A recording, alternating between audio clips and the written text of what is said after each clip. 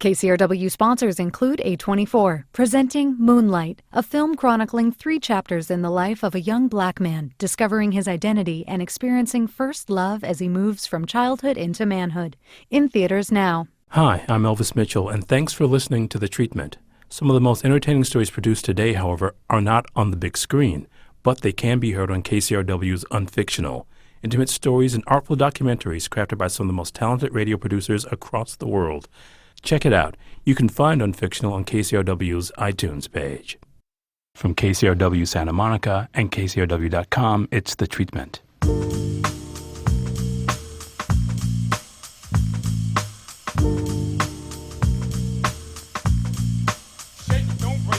Welcome to The Treatment. I'm Elvis Mitchell. It's been 4 years since my guest, writer-director Dee Rees, was here with her award-winning first feature film, Pariah, which we saw at Sundance, which was the winner of the John Cassavetes Award from the Independent Spirit Awards. Her newest film for HBO Films is the biopic Bessie on the Life of Bessie Smith. And I have to say, when I heard that Queen Latifah was doing this, I thought it was perfect casting. Yeah, no, she was great for it. And to tell the truth, she was already attached when I came aboard 2 years ago as a writer. So, okay. Oh, was she? I knew she was attached, so I was like writing with her in mind. And I'm from Tennessee, Bessie's from Tennessee, so there's no way I wasn't going to tell this story. I wanted to tell the story of this woman from a place no one's ever heard of, like Blue Goose Hollow, some little no place, and like we're still talking about her today. So it was great. Because the thing about her too, and I think this must have been one of the things that attracted you to it, she's somebody who had several careers. I mean, she really reinvented herself after her career took kind of a calamitous fall because of that she couldn't blend her personal and professional lives together. And I wonder if that was one of the things that you found attractive, because you really do play up on both of those parts, basically being kind of a 2-act professional life. Exactly, yeah, and even just like in that first act, think about it, she's selling America exactly what they do not want, like a big black woman, and that's exactly what she's selling them, and they're loving it. A big black woman with a very powerful voice, a very earthy voice. Exactly, yeah, and she's not trying to fit into a sound. She built her audience, from her touring, and she actually was unconcerned with the commercial gaze or with the mainstream gaze. And so I was drawn to this woman who basically worked as an artist in a way that is difficult to work even today, to kind of create your own following, to kind of create your own sound and not be tempted to kind of package oneself or to get up after rejection. You think you're going to get signed by Black Swan Records, which is exactly the right fit, and then to not get that. So, I mean, I was really attracted Black to those Swan reasons. Records was a black record label that W.C. Handy was sort of connected to, but not really. W.B. Du Bois, yeah. W.B. Du Bois, yeah. Mm-hmm. And also that the label sort of hoisted itself off as this label of all black artists, but one of its biggest artists was a white artist who pretended to be black. Exactly, yeah. And then for Bessie to go in and be rejected by them, like I just could relate a lot to her journey in terms of being not quite appreciated. She's kind of not quite welcomed into the Harlem Renaissance, and she's kind of dismissed by the white art establishment. So I related to this kind of journey of this artist who doesn't quite fit in with what people are doing now, but then looking back, we see that she was groundbreaking and that she was amazing, but the audience always got her, the people always got her, and it was more than just the music. It was this social protest that she was basically creating this forum, this kind of collective discussion about economic empowerment, sexual empowerment. It was just like this woman who was doing more than she was expected to do or even asked to do. But there's a part of that for me is part of the Black American story, which is the kind of a black art that's always kind of iconoclastic and transgressive. On this sort of thing where you have to invent yourself and there's an audience for it and people are constantly telling you that there is not. Mm-hmm. And that even for me relates to the story of black film as well. And so all these sort of connecting threads must have been really intriguing and compelling to you. It was, yeah, and then even the idea of representation, to the National Council of Negro Women or to the black bourgeois, she would not be considered to be a good representation, this is at a time in the country where we're all about, upliftment of the race and having good models, and Bessie doesn't fit this model, but she's doing the very thing that they're trying to accomplish. And so... and in her own way. Exactly, yeah. And then personally, not quite being able to put it together, kind of getting love from different places. She has a female lover. She has Jack G as the protector. She has later Richard, who's a bootlegger. And she's always not quite being able to put together love. I thought was interesting, and I wanted to see how that kind of bleeds through on stage. This woman who can't fully love or be loved except on stage. So one of the things I think is really interesting about it is the way you use sound, and we're constantly aware of the sound of footsteps. And talk about that, because there's almost like this kind of sense of movement, but the way that also maybe the first 20 minutes or so, the way that shoes sound on stage, even when somebody's not on stage, you're hearing that sort of constant clack of heels or shoes on wooden surfaces. Yeah, we really wanted to use like sound design. So it's like a lot of breathing and sound design and like distortion of sounds from the beginning.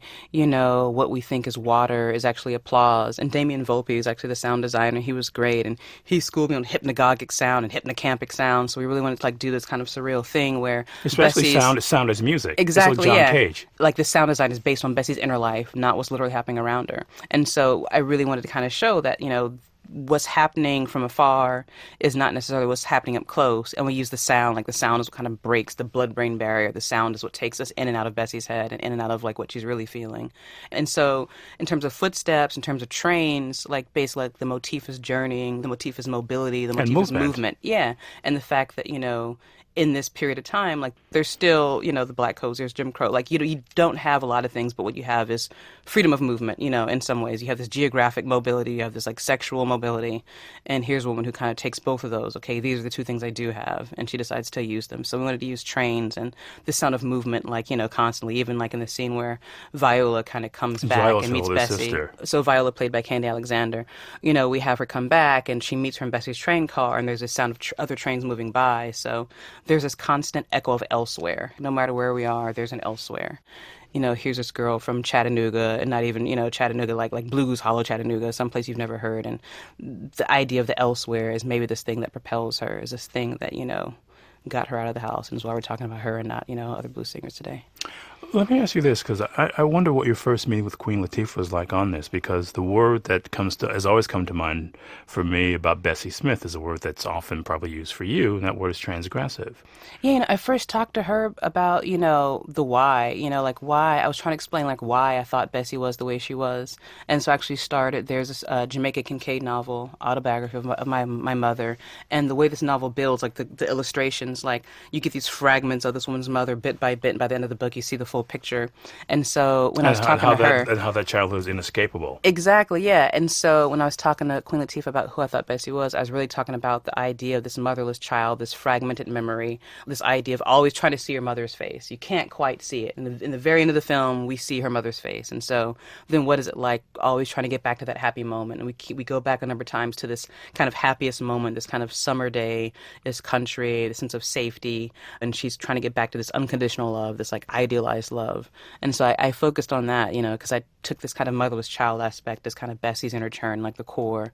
And Jamaica starts out her book with this quote that basically says, at the beginning, my mother died and there's nothing between me and the bleak black void of the world. You know, I'm paraphrasing, but it's like this beautiful, gorgeous paragraph. And I was like, oh, that's Bessie. That's Bessie. Like what happens when there's nothing between you and the void, and how you'll try to put things between you and the void, how you try to fill the void. And yeah, so I just try to talk about that kind of inner thing. And also, interestingly, because with Ma Rainey, who you have in the film, played by Monique, and interestingly, her manager husband, played by Charles S. Dutton, who starred in Ma Rainey's Black Bottom. Yeah. So just having that connection to me sort of gave me kind of an extra chill. Was that had to be a conscious decision for you to have made? Yeah, I wanted to show these women who were like, you know, loving men, loving women, and also who like had this business model, you know, like the relationship as a business model, you know, like Ma and Pa, Assassinators of the Blues, like they're a brand, you know, and they've created a brand like before people quite understood branding, you know, and within that there's still, you know, like Ma has created this like universe and puts these bodies in orbit around her, and Bessie's one of those bodies, and Bessie wants to go and be her own center. And so I just think that was interesting to show that this is a complicated, layered place where Pa knows exactly what's going on. You know, Ma's got Pa, Ma's got her harem, you know, and then like Bessie similarly kind of reconstructs that. She has Jack G, and then she has Lucille, played by Tika Sumpter. So I just like this complicated idea of like these are very sophisticated people who created a model for living at a time when, even though the music industry was exploitive, they were able to benefit still from their talents and not be completely...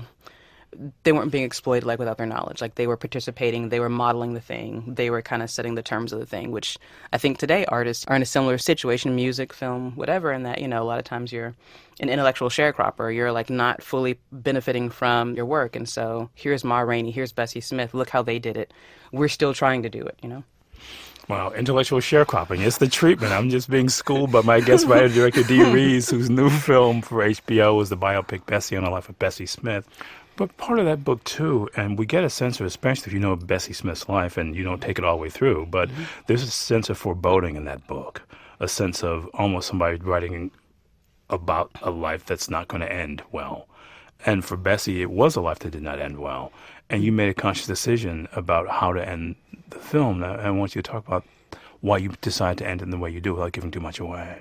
So, I think the people who even don't know much about Bessie, they know about the car crash, they know about the lack of medical care, and beyond that, then there's a controversy about the medical care. I personally believe, I'm sure, she did not receive what she was supposed to receive. I'm sure that, Do you believe that she was do you believe that she was actually taken to a Hawaiian hospital? Because there's that sort of thing that people are saying she was, but the ambulance drivers would have known better than to take her because they wouldn't have taken her anyway. So I believe that she did not get the medical care she should have gotten. Okay. Like, whether she went to the hospital or didn't, had this been someone else, Oh, sure. different steps would have taken. So, like, I honestly believe she didn't get the care she should have gotten. And I chose to end it before then because I wanted to end it on this idea of reaching. And this is a woman who, has been knocked down a bunch of times, keeps getting back up.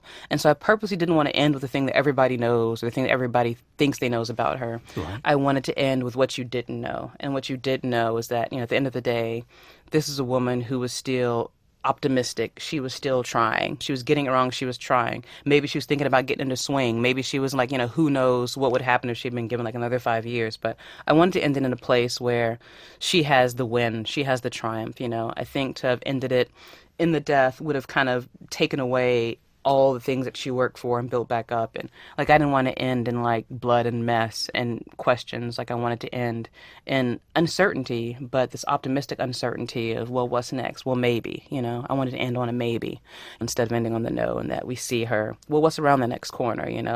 I want to know. And then in the way she has this kind of like noble ending, and it's more tragic because we, the audience, like, we know what's around the next corner. Like, we know what's going to happen. So it's even more, I think, heartbreaking where we see her reaching this one last time and we know that's not going to work out, but she doesn't know. So it just kind of gives her a nobility. I guess I was asking about Queen Latifah too, just because she did something very similar with Flavor Unit. When you see the name of the production company, you go, oh yeah, consciously or not, the model of what Bessie Smith did was clearly kind of a gauntlet that Queen Latifah picked up when she began her own career. Yeah, I mean, she's a woman who's like reinvented herself, and and In the she's a same woman way, yeah. exactly who's like unknowable, but she's a woman who's like had like 3 careers like successfully, and is constantly defying kind of definition, expectation. She's kind of like creating her own path. And so, from like, I remember having her cassette tape, she's like one of the few cassette tapes I could have. I remember the Black Rain cassette, because anything that had the parental advisory, my parents weren't buying. So the Queen Latifah tapes didn't have the parental advisory, so I could have those tapes, So who would think that this woman singing Black Rain is not going to be like Bessie Smith? So I admire the way she's like successfully recreated herself more than once and undeniably, So yeah. I think about a song like OPP, which could almost be a Bessie Smith song. 'Cause it's a song that works on one level if you know what that means, and another level if you don't know. And that idea of having to sort of speak in 2 different ways to people is something that she's very conscious about doing too. And sexual freedom. Yeah, no, I mean, for me, I think hip hop was political. Like, that was the whole thing. And like, the blues were like a way of coded politicism. Like, it was a way to like, without naming the white man as a problem, is basically saying, okay, blame it on the blues, like naming the conditions. And by naming the conditions, we all know like what we're talking about. And so I think definitely that way, like hip hop and the blues have this connection. For example, there's a lyric that Bessie performed in her live shows that she didn't perform in the recorded shows. So it's like, all my life I've been making it, all my life white folks have been taking it. So fast forward to KRS-One, who subverts it and says, Manhattan keep on making it and Brooklyn keep on taking it. So like, if you know that relationship, the hip hop and blues is all creating this collective consciousness. It's all giving people a forum under which to project their experiences. It's a way for people to understand that their economic disempowerment, sexual disempowerment in some places, is something that's a shared experience. And by naming it, NOMO, by like naming the thing, then you allow people to think of a way out of the thing. They're not just isolated in their poverty. They're not isolated in their experiences. There's this like collectivism that kind of happens where it's like, okay, everybody's experienced this to some degree or another. Like, what can we do about it, Dee Rees, the writer directed the new film Bessie on HBO. We'll take a break. It's The Treatment. There's more to come. Stay with us.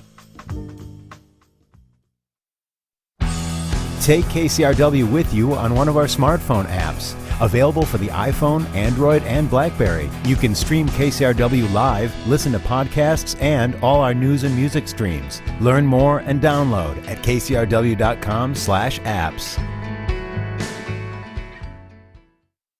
We're back. It's The Treatment. My guest is Dee Rees. It's good to have her back, the writer-director of Pariah. Her newest film for HBO is a biopic, Bessie, on the life of, I don't want to say blues singer Bessie Smith, because she was more than that. And you were talking about the different kinds of performance, and for me, it takes me back to this trajectory of performance. We can, like you said, we can go from that kind of singing and the implicit politics of it to hip hop. But there's also the idea of being several different people, which is a kind of the story of black art in America. And when you decide to speak to the audience that's going to keep you going versus trying to make that move into the mainstream, which is a question, and you're nodding because it's a question that really is about where the term sellout comes from. Yeah, that then asks you to make choices, right? And so I'll start with Bessie. So, here we go from like vaudeville, which was like, so there's minstrelsy, there's vaudeville, and the idea that they were performing for black folks in blackface times, so this actually wasn't something that was being done just for the other,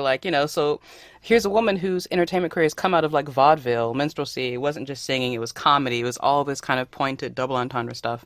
And then it goes doing a whole show, building basically 3 acts. Exactly, yeah. Yeah, and so it was like acting, it was like everything, right? So you're one kind of performer, you're an actor, you're a comedian, you're a singer, you're all these things, to then, moving to this kind of like theater circuit tour where, you have the dancers, it's about the music, and it's still this interactive thing with the audience. It's still about this kind of call and response in a way feel. It's still, you're still waiting for the energy of the audience to like do that next line. It's not just, you're not just like talking at them, to then moving to recorded where, basically you're being asked to like, I'm sure the record companies, they just want to sell more phonographs, first of all. They didn't even know this like record thing was going to change. They just want to sell more phonograph cases, And so that's why they're the royalties, because nobody thought they'd be around. Exactly, yeah. So to this moment now we are creating product to sell a machine. And so it needs to be, so many minutes because that's how long the machine can record, and so then that's the point at which you make choices, and that's the point at which I'm sure the strong structure changes, the content changes, and then it goes from that to like, okay, now we got to sell these records to like more people, like the records are the thing, and so now this is not an audience who doesn't know the code, who doesn't, necessarily have the shared experience, and so in that way we see this artist reinvent herself over time and making choices about what she is and isn't going to do, and in the same with Frank Walker, I wanted to show that Bessie's disinterested in this deal. She's not, Frank Walker was a recording scout who wanted to bring it for Columbia. Yes, like it's not that these artists were seeking companies out. Like people weren't sending in demo tapes, and it's funny. Like artists weren't seeking out establishment then. Like the establishment was seeking out them and just putting a microphone in front of not a microphone, putting a cone in front of everything that had like anything that like moved because they didn't know. They're just like going out and like capturing like with a wide net. And so here's this woman who then participates in this commercial kind of music recording establishment, and some of her lyrics are censored or changed, but she still gets across that feeling, like my grandmother was listening to Bessie Smith albums, like that's why I first became introduced to her. This woman still within the confines. Do you remember how old you were when you first heard a Bessie Smith song?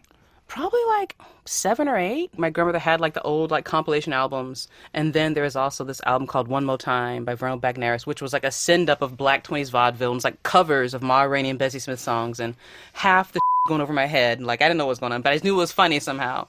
And so yeah, it's like around that age, and I put like little socks on my hands. We danced around like the living room to these songs, and I like knew like something naughty was happening, like something funny was happening, and it's like again like the delivery of it. So.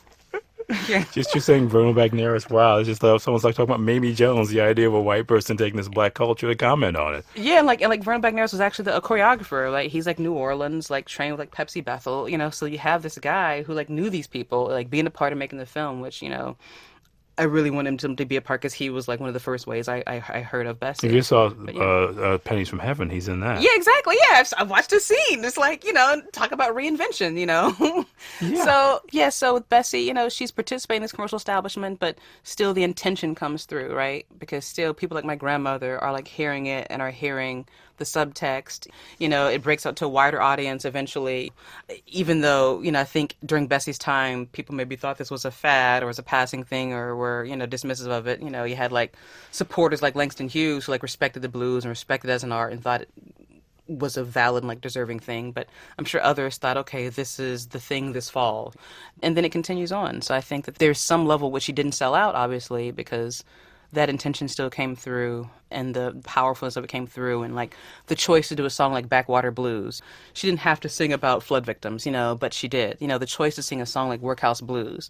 She doesn't have to sing about economic disparity, but she does. In that move to commercial, even though things were changed, she didn't change the content necessarily what she was saying.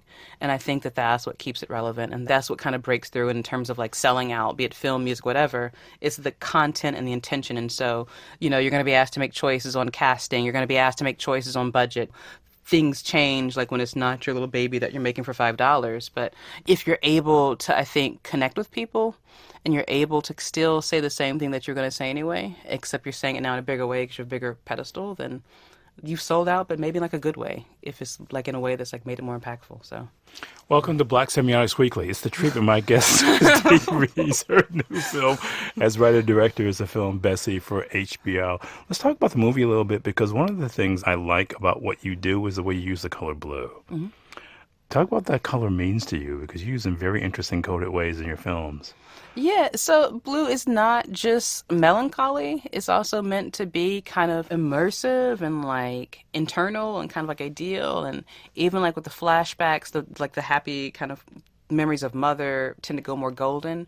But just using blue to just abstract the images and just to make it not so literal. And it's like this bathing thing, it's this bathing thing, this coding thing. And I just like the way it just it's about like not what it really is, but how it feels. So it's like kind of like the way it activates the image. Because you use blue in Pariah as well, and there's almost a way to use it to define darker skinned people. It gives almost a kind of a sculptural look. This like in radiant dark light. kind of angel from sky look. Yeah, it does. Yeah, no, I love the way it works on different complexions, and it really kind of like, even though it's like a dark, it like illuminates in a different way, and I think like appreciates kind of like, the architecture. Like I like to do like a lot of profile-y stuff and backy shots, and because it just feels more like honest somehow. And even like in the daylight, like when she's with Richard, it's like a bluer feel. And it's like the way, sometimes that feels. And he's wearing blue in the last shot. Yeah, that's right. Yeah, and then like just like in the extremes, like I like it. So I like everything. I don't know.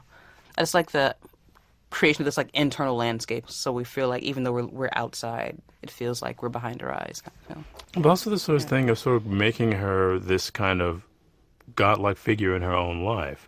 Mm-hmm. And you talked about the Steadicam, that sort of that first kind of that opening backstage shot, which is all a single move. Mm-hmm.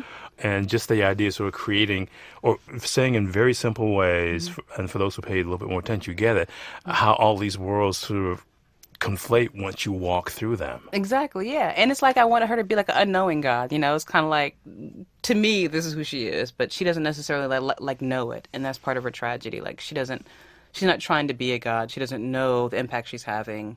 While she's doing it, she's just living, and she feels like she's failing. But to us, like, then we see her, kind of as she really is. And she's, a bully, she's a savior, she's both of those things at once, and so. Which is a very godlike sort of thing to do. It's very capricious. Yeah. And that idea of not being, of sort of making yourself unaware in some ways is really part of her tragedy too, isn't it? I mean, there's a certain kind of awareness that she can't have about herself. Exactly, yeah. She doesn't have the self-awareness. So she kind of moves, like the idea for her is that she kind of like moves through things, she doesn't like consider people or consider the things. She doesn't move around. She just doesn't negotiate. She walks in straight lines. And so like with the camera, she's constantly walking at us. The camera is constantly just getting out of her way. And, we see moments with Lucille, who's Tika Sumter. We see these moments of tenderness. We see these moments of reflection. But then she still never gets that self-awareness. My saying this might make someone feel this way. She never quite achieves that kind of thing, And I think with Richard, who's Mike Epps' character, I think Richard, in the way that he listens, in the way that he's patient with her, I think at that point in the story, she first starts to think, like what I say has an effect on people. Like what I do might influence the way someone is feeling, and that we see the spark of that. And then Ma Rainey kind of drives it home when she's lost everything. And, she's tried to have her cake and eat it too when she goes back to Ma. Like Ma tells her, you were basically insatiable. Like you were eating everything around you, you're just consuming without regard to kind of like what you were leaving, like what you were giving back. So. It also points out Ma's own lack of self-awareness because she was basically the same person who taught her to do this. And it's really weird because that's a scene to me. It's almost like they're children. There's a kind of a purity and innocence about them. It's almost like they're trying on. Especially there's a scene where Ma does a reprise of one of her own songs. Yeah. It's like watching kids put on adults' dresses and playing out and play acting these scenes. So yeah, they're like trying on who they used to be, and like Ma's using that as an example to show like kind of like as performers, we put on these different skins, we put on these different things, but at the end of the day, there you are. But I would argue that Ma isn't like Bessie. I would argue that Ma was less selfish. Ma was more generous. Like she didn't have to take on this girl. Like Ma had her career, so why take on this little straggler girl? Like why even coach her?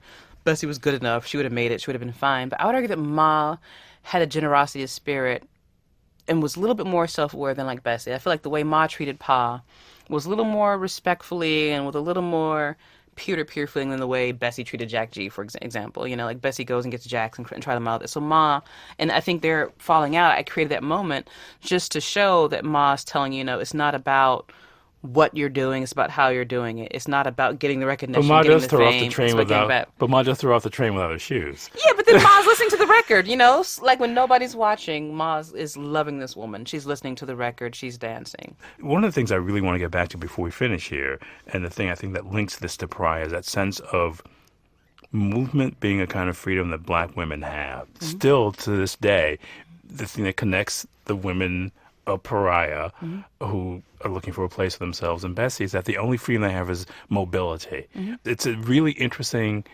comment to make on this continuum of black female life and where freedom is and is not. Yeah, so I'm really interested in this idea of choosing and this idea of choice, And Bessie, even when we first meet her, she's making bad choices or kind of or inconsiderate choices, but she's making choices, And then it comes to a head when she finds herself with exactly the thing she does not want, which is to be completely, utterly alone, So I mentioned this idea of choosing, and I like watching people make choices that we as the audience may know are not going to get her the thing that she wants. And then in the end, she has the chance to kind of I don't want to say redeem herself, because to me she wasn't totally... She has the chance to kind of make other choices. She has the chance to let people in a little more. And it's about that. It's about what happens when you decide to stop keeping the outside out, and let some of the outside in. And what if she had done that earlier? What if she had done that with Lucille? Bessie never tells anybody that she loves them, except for Ma in the end, off camera, this inability to say I love you, what did that cost her? And the same thing in Pariah with Alike. It was this idea of here's a character who actually wants to love but is afraid to love. And I guess they're alike in that way. These are characters who both want love but then are afraid to. And afraid to say it, almost as if you say it out loud, it will take It'll your wound you. Yeah, exactly. I just thought that was this sort of bonding thing. And it becomes this kind of, to me, this mosaic about a black female life and the idea of surrendering. If you say something out loud, are you giving power away? Are you making yourself too vulnerable? That's a really, I think, thoughtful way of dramatizing a feeling of power and disempowerment. Yeah. Or are you manifesting the thing by saying it, Yeah. What's that Think old line? Bessie. Yeah, beware the things you want, for you shall have them. And Bessie does get to have them. And in Pariah, she wants them, but she's afraid to say that she even wants them. So you can't have it until you say it, Yeah.